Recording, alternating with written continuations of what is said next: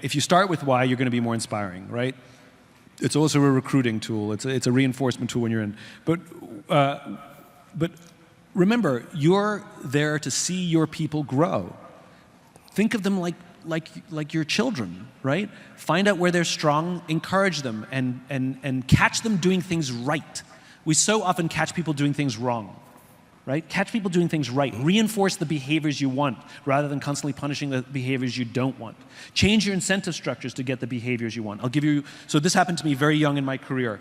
I worked at a big ad agency early in my career, and new business pitches were usually done by the senior people. And it was Christmas time, so all the senior people went off to vacation. We had a big pitch sometime in January, and I was left back at the office because I didn't have vacation. And they told me and another junior person, prepare the war room, which I apologize as a Marine. It basically means hang the research on the walls, right? Well, that took an hour, and we had a week to kill. So we decided to do the whole pitch ourselves. We did the strategy, we combed through the research, we came up with an insight, we wrote the whole pitch deck. And the senior leaders came back, we showed them our work, and they actually used our deck in the new business pitch, and we lost the business. We did not win the pitch. And my boss gave me a huge promotion. They moved me up 2 levels. Because he wasn't rewarding my outcome, he was rewarding my initiative. And guess what he got more of? Initiative.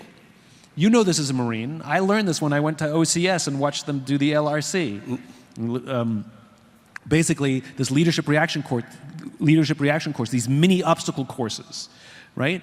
And I stand next to the drill instructor when they have to do these things timed, like take all your men and material over the water hazard, which is what Marines call a pond, with like planks of different wood, of different sizes wood, you know, and nowhere on the grading list does it say if they made it to the other side or not.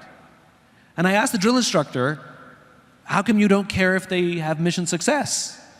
He says, well, we understand that good leaders sometimes suffer mission failure and bad leaders sometimes enjoy mission success. So if they succeed or fail, it doesn't tell us what kind of leader they are. We said, well, then how do you know what kind of leader they are? They said, if they're exhibiting the characteristics of a good leader.